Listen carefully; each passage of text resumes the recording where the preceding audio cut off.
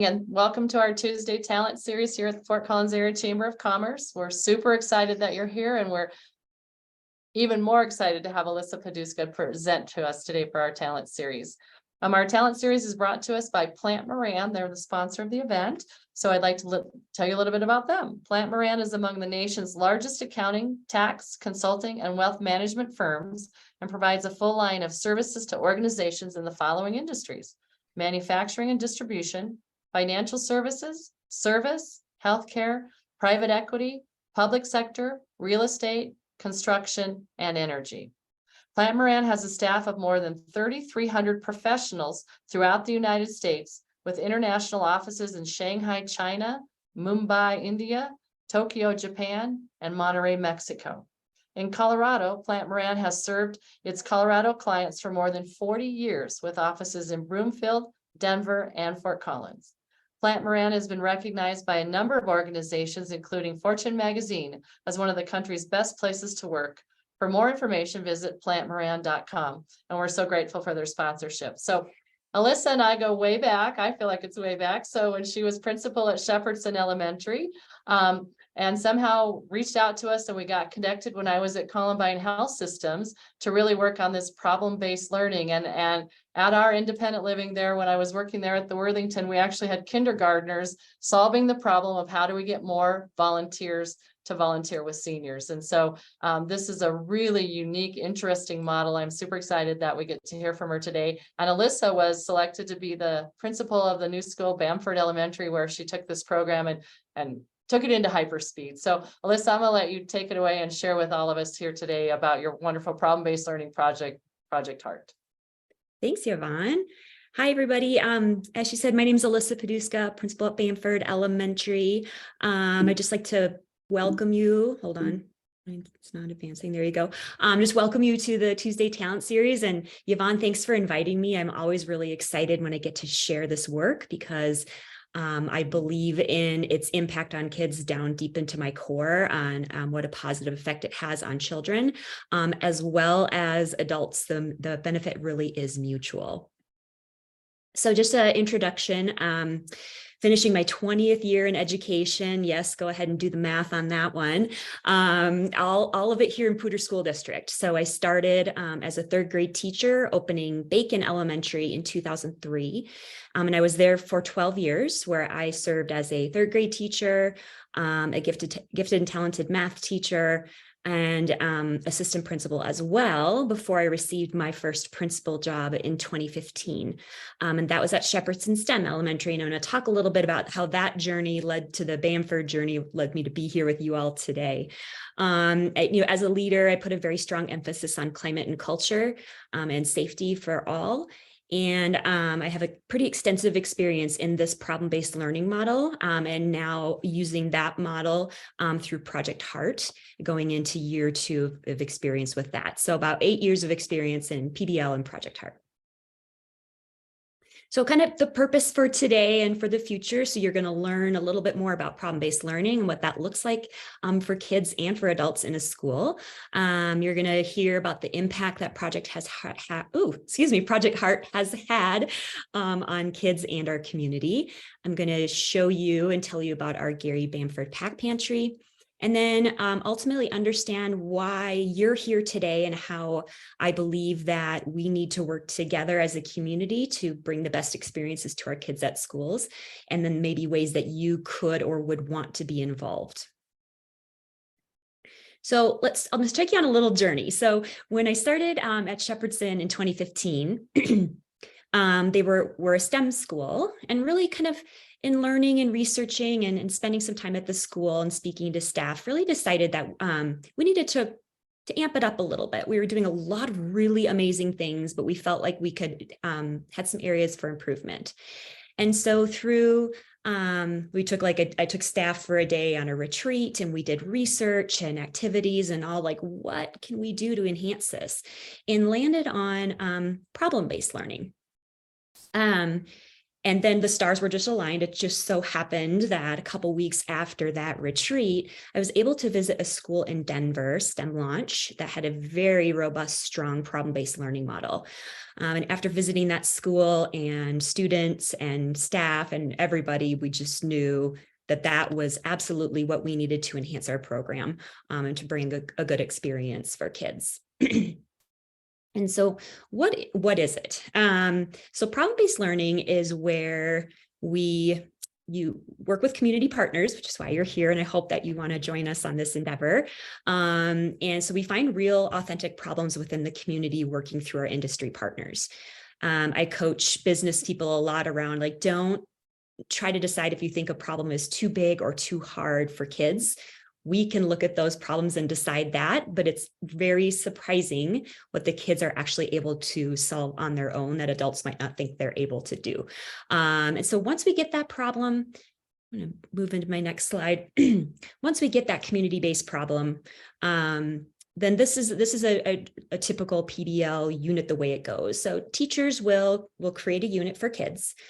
We bring the problem to the kids, and then it's completely, really student driven from there. So what we know with teaching is time is of the essence, right? So we can't really do anything in the classroom that's not tied somehow to content or standards or things like that. So we always make sure that it's obviously appropriate for the grade level and that it does tie to those grade level standards. So we're teaching the standards through this really robust, authentic PBL unit. And so what the kids do is they learn all about the problem. So we have whatever industry we're working with. Let me use Columbine, for example. We had Columbine staff come over and speak to kids about various topics. So when we're thinking of, how do we get more volunteers was the Columbine problem. And also, how can we help residents not feel so lonely? That was kind of another piece of that Columbine one. And so we had staff come over and teach kids about the elderly and how to talk to the elderly, what it meant, and some different experiences. So they learn really rich information from the experts in the field. And then they're filing that away in their mind, right? Okay, I'm learning about this, as well as the teacher creating opportunities to teach it also on a deeper level. And then after all the research and guest speakers and guest field experiences, then the kids are broken into small collaborative groups, usually like 4 to 5 kids in a group, depending on the grade.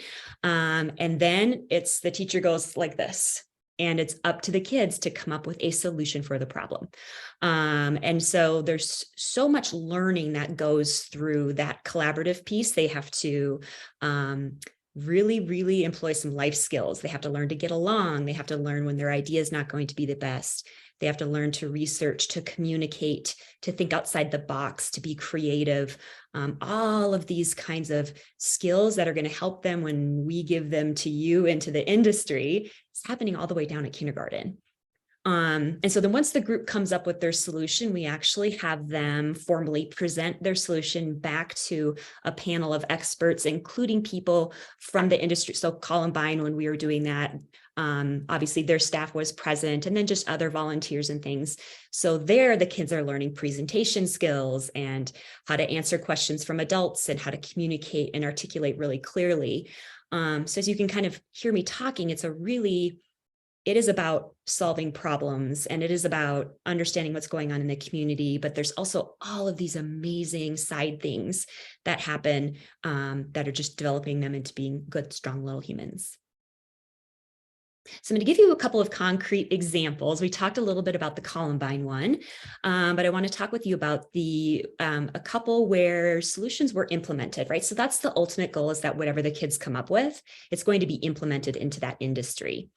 And so one that we worked on with Poudre Valley Hospital, and this was with kindergartners, was around hand washing and adults making sure that they're hand washing for the appropriate amount of time, and those kinds of things. And so a couple solutions were actually implemented at Poudre Valley Hospital, and they were, one was the kids created a song to the Addams Family intro song, and I am not going to torture you with my singing abilities, but it was a song about washing your hands to the tune of Addams Family, and it was exactly 2 minutes long, which is how in the medical industry, how long they want staff washing their hands for.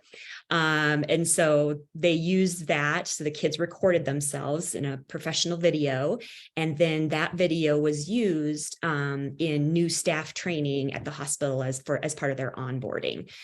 The second one that you see there on the screen is I had first graders studying about pollinators, which is a part of first grade standards, and how do we bring more pollinators to Spring Creek Gardens and beyond. And so one of the groups designed a little bee house that attracted more bees, and Gardens at Spring Creek actually took like their prototype and rebuilt it, and it is in one of the gardens at Spring Creek. And so what that does for kids is they see, I mean, not all solutions can be implemented. It doesn't always work. And that's learning in and of itself, really good learning for kids. But when they see something that they've worked so hard on impact and be brought to life through a solution being implemented, it's so incredibly powerful.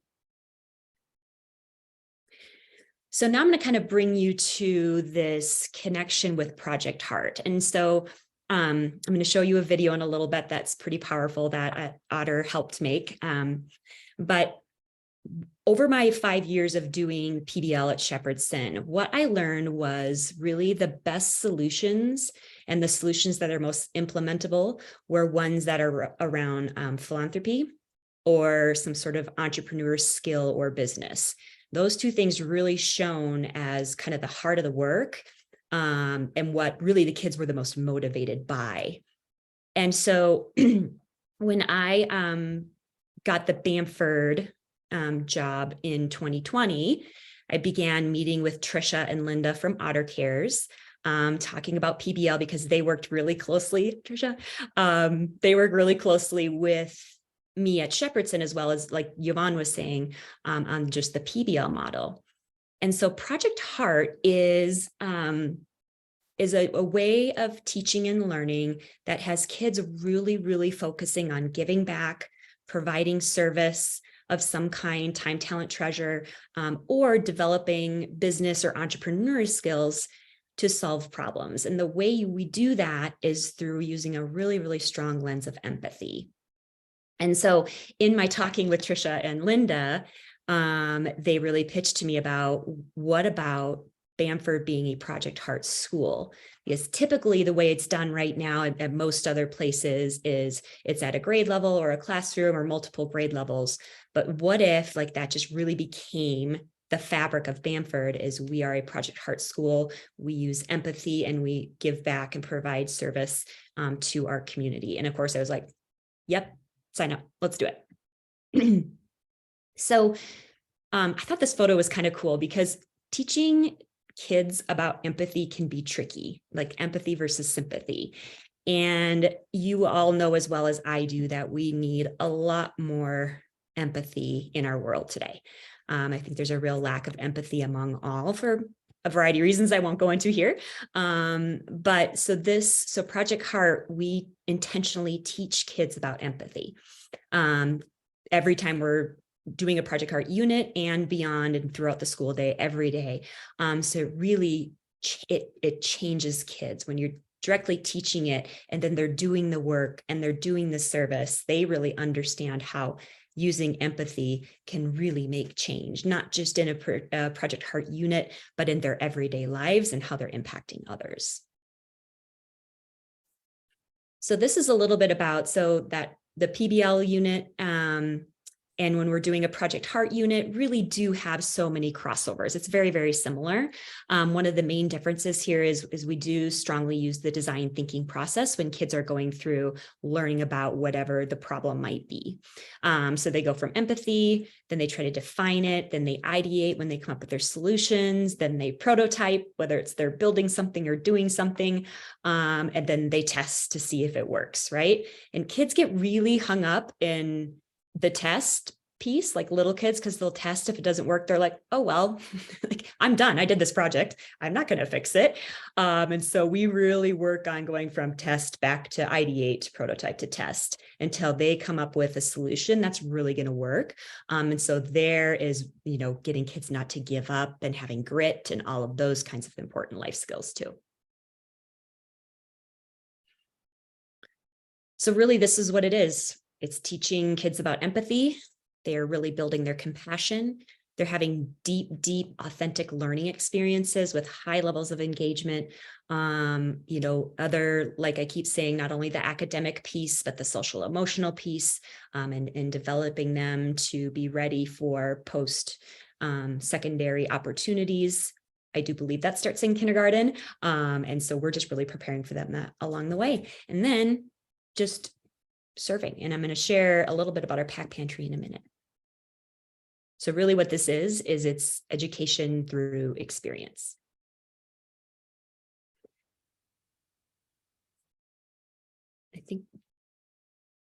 Okay. I'm going to share this video with you. So hopefully it works.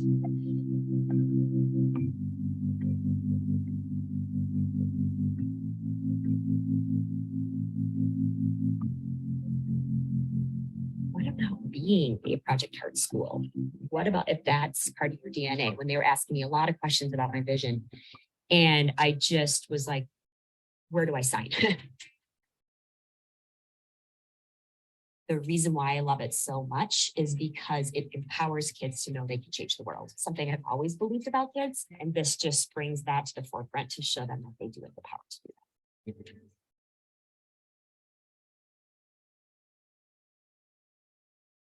We are going up there at least once a month and doing full staff training to really make sure that staff feels equipped to bring these pieces back to their students. So that's a big piece, is that, we can't bring them to students if teachers don't feel like they are equipped.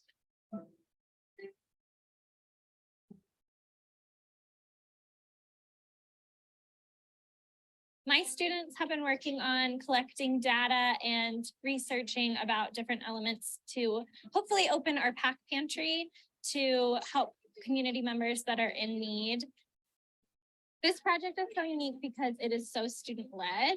They all picked each of their own elements that they were most interested in, and then we grouped them up based on that, and then they kind of ran with it, and they all came up with their individual ideas, and our job was just to support them in that.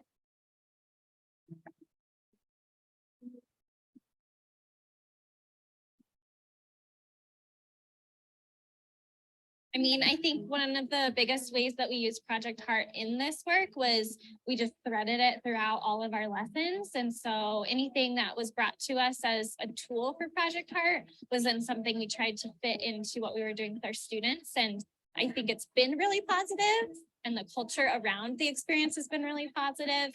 And so that's definitely built up a lot of our students. Good job, you guys.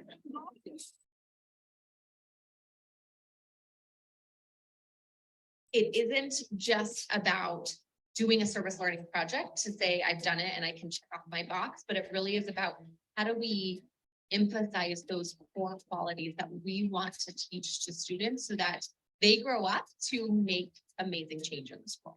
It's the power that we will give to kids to help them understand need and to ingrain in them to give back, to provide service.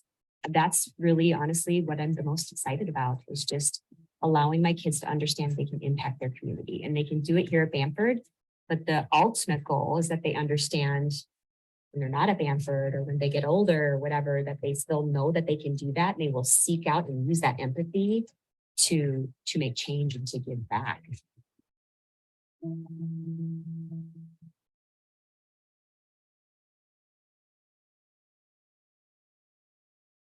Oops, I apologize. There we go.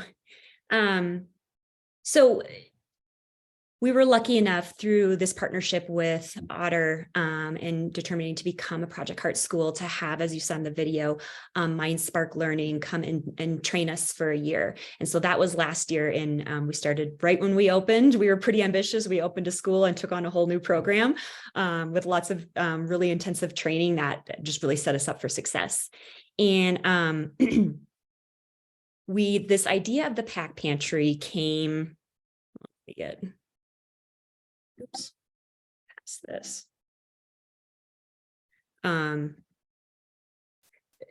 This idea for the pack pantry came like, okay, we need to do an activity to get the staff excited about like a service project. And so kind of brainstorming about what are some of the needs and really talking around how post-COVID, there's still a lot of families that were in need from, you know, basic food items, clothing, toiletries, and everything in between. And families that were having need that maybe weren't before are still pretty much struggling just as a result of COVID. And so we started with the staff. We built like 2 shelves, and we had like a bin of ramen noodles and like a bin of t-shirts and just a couple other things. And that was our pack pantry. At that point is when we turned it over to the kids. And that's the work you saw in the video of like, how are we going to do this? Like, we want to build a pack pantry. And it was and has been completely student led by that point. So last year, each grade level took on a different piece of how to open this pack pantry, all the way from like the kindergartners worked on organization and sorting, all the way up to our 4th graders were doing that research. 5th grade was working on advocacy. 3rd grade was marketing. And so every kiddo in that school has had a hand in building what I'm going to show you what this has turned into today, which has blown our minds and is way bigger than anything we ever thought it might be.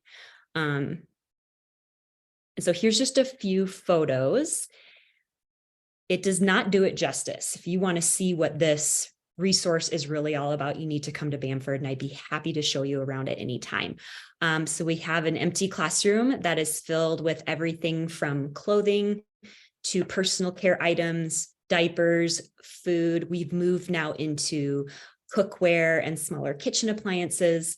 We've got a resource wall. So when someone comes and if we can help them identify a need they have, that we can connect them with the community, we have a whole space for that. And it has just completely, you know, we were like, we're going to start small. Nope, didn't start small. Donations are pouring in left and right. We have, thankfully, a couple of grandmas from the school. We call them the PPGs, the Pack Pantry Grandmas, who are really kind of that boots on the ground, because I can't manage all of this as well as being a principal and do either of them very well. But just going to check the chat there. No, Trisha, you're right. I don't know. Yeah, that's probably fair. Anyway, and so we just keep trying to stock it. We had a family give a very generous donation, financial donation, that has allowed us to keep filling after we empty each time. But we are open. We had our grand opening in January. Just a big kickoff event to open the pack pantry. And then we've been open twice a month since then. So we are open the 2nd Tuesday in the afternoon and the last Saturday. And we were very strategic about those dates around where it might be nearing the end of getting the next paycheck, when families might have a lot of need and not a lot of resources to stock their kitchen or get those diapers or things that they need. So very strategically placed those days that way. So from the first one, when we opened, we were it's just been word of mouth to spread the word. Like, how do we get this pantry idea out there? And just so you guys know, and you'll hear it in another video coming up, this is for anybody. This is not just for Bamford families. In fact, 1% to 2% of the families that we've served are actually Bamford families. We have Bamford families as volunteers, but the Bamford families are not accessing this. But we are getting people from Greeley, from Longmont, from Loveland, from Wellington, from Windsor, Fort Collins, different PSD schools, different school districts. And we are open to anybody. We don't ask for financial documentation. We don't ask name. We don't ask address. We ask location, just because we're trying to track where people are coming from, so we know.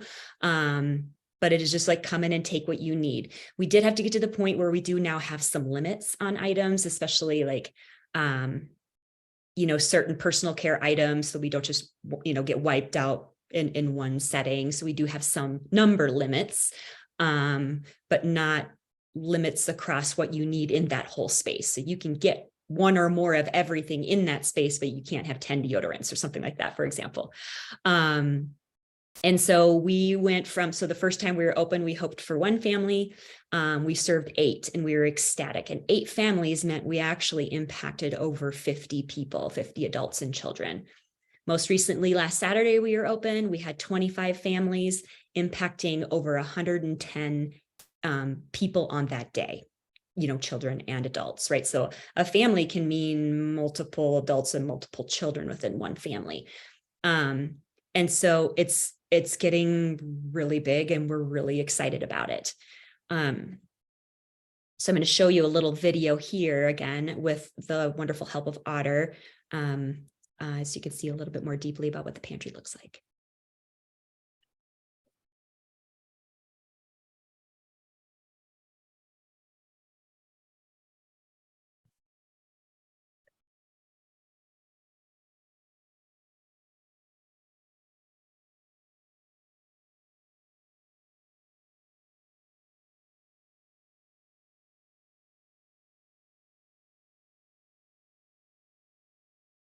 Last year, Bamford became a Project Heart school. Project Heart teaches us to use empathy to solve problems and provide service to help others. The past year and a half, each class has worked on a part of the pantry as well as the whole school has worked together to create a place to bring our community together, support families and individuals in need. People from our community, from our own wolf pack, and people from farther away can get food, clothing, hygiene items, blankets, and even entertainment items such as books and games from the pack. Every grade level participated in some way last year. Some examples of the work included making a video, a website, posters, raising money, asking for donations, designing the space more. This year, every grade came back together to get donations, unpack donations, and set it up to make it what it is today. The pantry makes me feel good because we get to help those in need. The pack pantry is super duper good because people can get stuff they need and it helps others. It makes me feel good to be part of this. I really appreciate so many things about the pack pantry, but I gotta say, my favorite thing of all is that the 2 years of work has paid off so much. Participating in it was amazing because helping others is just something awesome. But helping others in need, that's another level.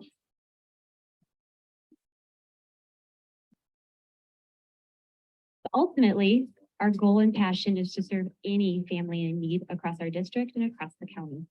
We need you to spread that word. Any means any, and all means all. There is no shortage of need in this community, and to know that we have the means to help meet a family's basic needs makes our students know that they can change the world. What if they find a deeper purpose for why they are in school and why learning matters? And what if we can positively change the trajectory of mental health in the youth of our community? All the work that went into making the pack pantry a reality just goes to show that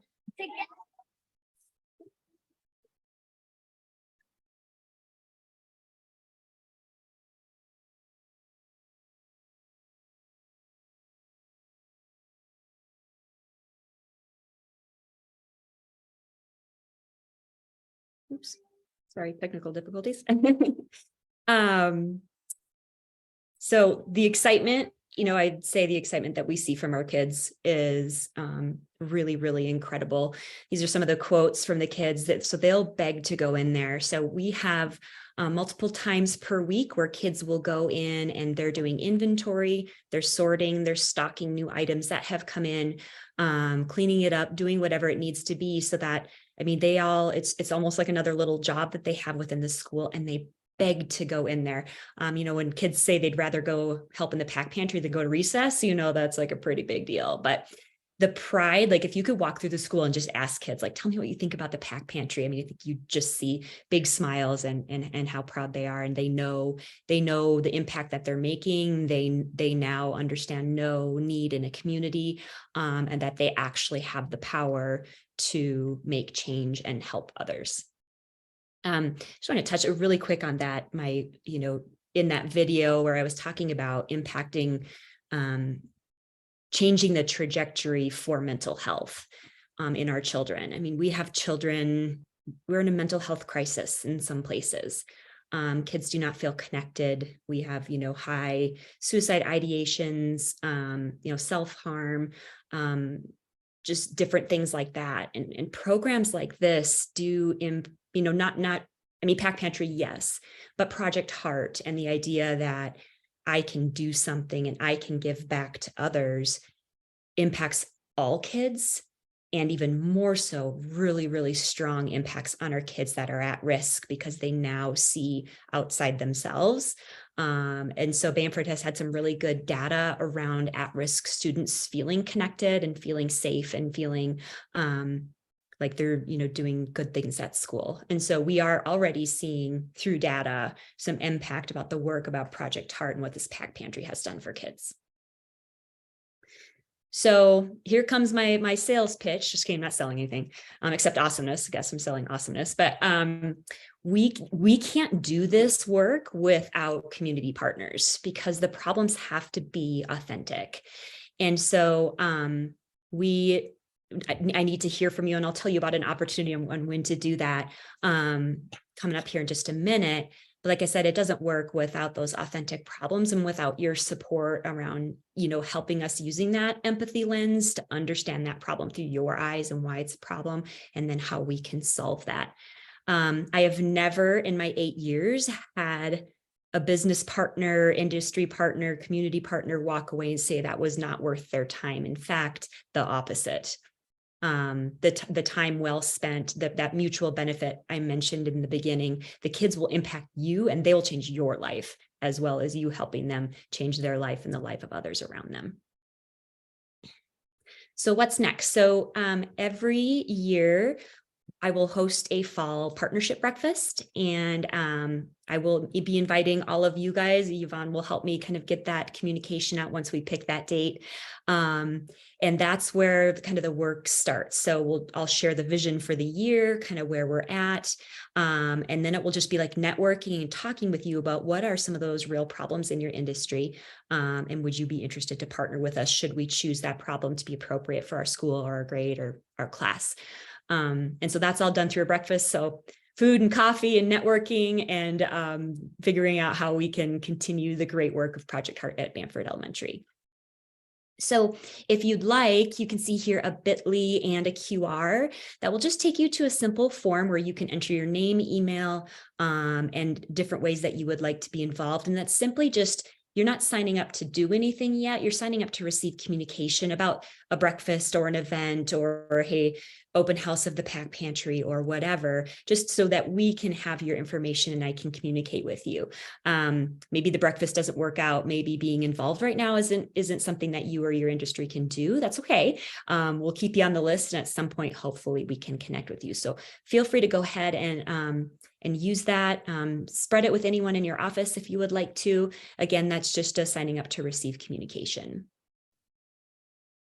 So there's my direct contact information. You are welcome to email me or call me at any time. I'm happy to set up a meeting to continue conversations. Usually anytime I do these kind of talks, it does result in someone reaching out and us grabbing a coffee or popping by the school or whatever it might be, just so that you can learn a little bit more. I love networking and doing those kinds of things, just because you probably can tell I'm pretty passionate about this work and kids and getting you all involved in that as well. And then there's a link to our website, and from there you can access all of our social media, including we do have a specific social media site for our Pack Pantry. So you could learn about if you wanted to be involved in that kind of work too. So it's kind of it for like my formal piece. I would love if anyone has any questions. Yvonne, I can stop sharing my screen there. and get that. If anyone wants to pop in the chat or just unmute and ask a question, happy to answer. Well, first, I just wanted to say congratulations on a fantastic project, and you're doing some wonderful work there. It's got to be incredibly rewarding, both for you and the teachers, but especially for those students to be so engaged in a project that has lots of meaning and such an important engagement. So congratulations on that. It's fantastic, and you should be commended. I love it. Thank you. I appreciate that. Yeah, it is. We never dreamt it would get to where it is, and now we're just so proud and can't wait to continue to grow it. So. I had a question, Alissa, with, so you've been doing it for 8 years. So, the kids that were kindergartners in your first year, all the way up to here, do you have any sense of how that's helped them with school? And, I think so many kids struggle with, why am I here? I remember thinking I will never need geometry, but then in my lifetime, I'm like, thank goodness I had geometry. Sometimes even how to put stuff in my grocery bag is helpful, right? And so, I think again, that it's not only the pack pantry now, but it's sort of that long-term vision of kids doing problem-based learning and empathy and entrepreneurism together, right? So do you have any sense of that? Have you had kids come back or parents or? Yeah, I mean, I will tell everybody it changes kids, and it really does over the long term and the short term, right? So I've seen Bamford, right? This is our second year being open. We're already seeing through data and through kid comments and through parent information that it's already impacting and changing them. Definitely at Shepherdson. I just think that it's making kids, as far as that, like you said, that connection to school, Yvonne, it's really giving them a deep purpose for why learning is important.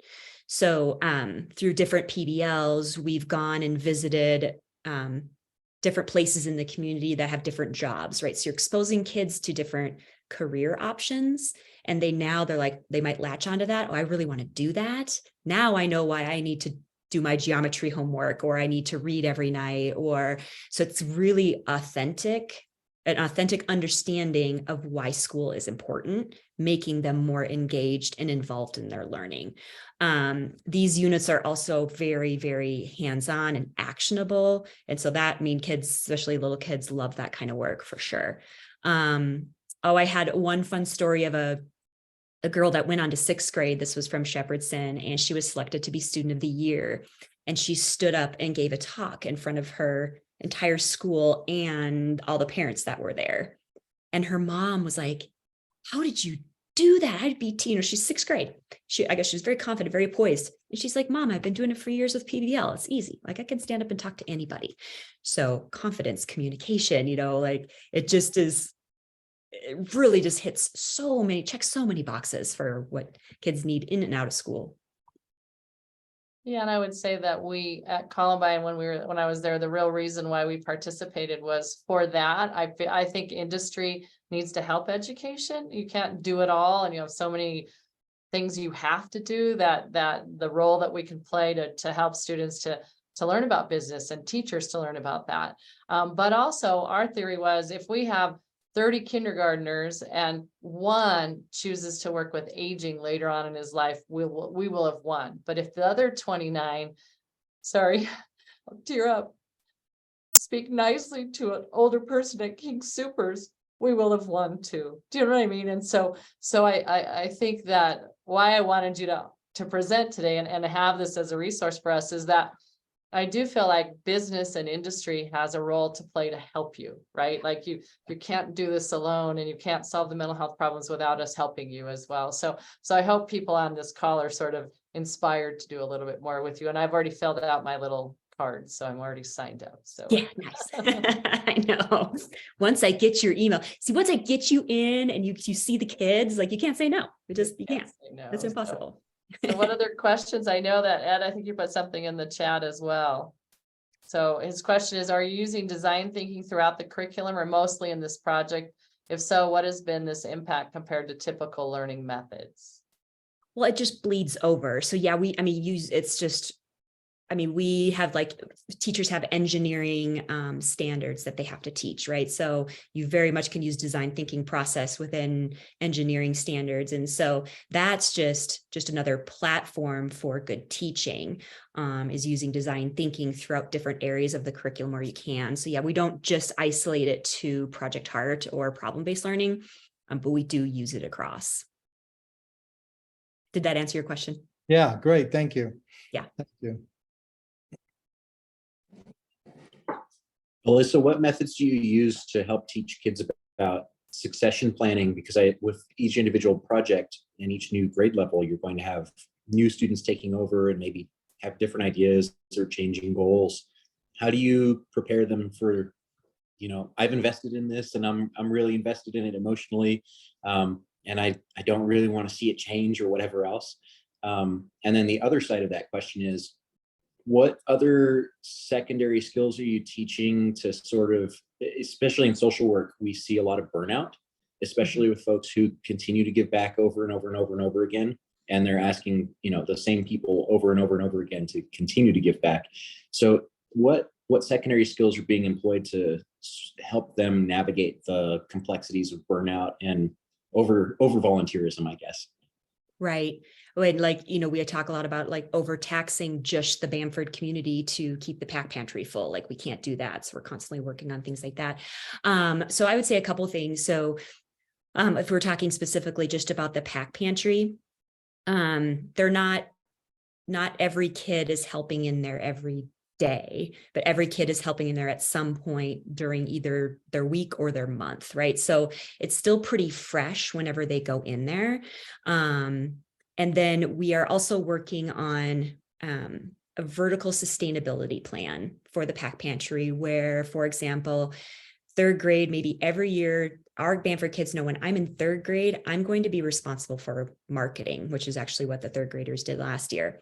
And so it's going to keep it fresh because they're going to have different levels of involvement throughout their years at Bamford. So then also giving them more robust experiences. If I continue on this marketing example, think of all the things they're learning there and potential like interest in job opportunities, but it's in turn helping keep that pack pantry sustainable. Can you repeat the first part of your question? Yeah, that was your vertical sustainability aspect actually addressed that because of how you were planning for that succession in different tasks and having, different rotations of classes in. So that's actually really cool. I like that is built in as a default. So well done. Yeah. Otherwise it will fall apart. We won't be able to maintain kind of the way we're doing it right now. We're kind of, building this, the ship as it's going along. But, another thing to talk about, just that burnout piece and that give back piece. Going forward, so starting next year, we will be branching out into different projects, and those will be different because this one was unique because it was K-5, and doing a K-5 Project Heart is actually a little bit more challenging when you figure out how am I going to get 300 students all working on the same project. Like someone's going to get bored. That didn't happen. But going forward, they will be more as a grade level. So first grade will have their own Project Heart unit that they're working on. Pack Pantry will still be going on. That's that vertical, sustainability I was talking about. But then they start taking on new projects every year. So it's fresh, exciting, engaging, something new, learning about different things within the community. So that will ever be changing every year as we go along. And the key part of this is industry presenting the problem to you, right? And so it gets these students here. I remember Alissa has a great connection to PVH because in-laws, a few of our family members work there. And so that you would think getting staff to wash their hands in a hospital or a nursing home, I mean, it is a constant battle because I wash it so many times, and I think COVID has helped with that. But doing it with a different song than Happy Birthday and the Addams Family, and just a new process that kids did and worked on with you, and you feel this pressure of the kids that said this, we believe it's important for you to wash your hands too, is invaluable in the industry side as well, right? So again, this problem-based learning serves both populations, which is really amazing. That's really super great about it. Yeah. the kids will, have adults walk away, be like, I never thought about it that way. Or they'll take like a business might take a part of a kiddo's idea or solution, and then they can build it out from there. It might be a starting point for them. So that, yeah, that's the fun stuff. Yeah, when the kindergartners, they asked all of our residents, what did they used to do? What did they really like when they were children? And so the kids were playing jacks with the older adults who hadn't played jacks since they were children. And there was a whole group of ladies playing paper dolls. And, that's not as big a thing these days. And those women were super excited. I remember the first day the kids came just to learn about what was happening. And then they were going to go back to their secret lab and come up with their ideas. I walked into the Winslow, and 3 or 4 residents said, "You just missed it. The kindergartners were here. The kindergartners were here." And there's such a great relatability and ability to help another generation that I know extended the life of those folks, right? I mean, it just has so many positive benefits. I just wish Bamford was created everywhere in every school. I think industry would be busy, but it is a great process, and having Otter Cares come along and help with it has just been great. So super excited we got to share this with folks today. So does anybody else have any other questions or comments? I know Deb wrote a nice thing in the chat as well. This is such an amazing program, an opportunity for students to give and learn. Thank you for all you do.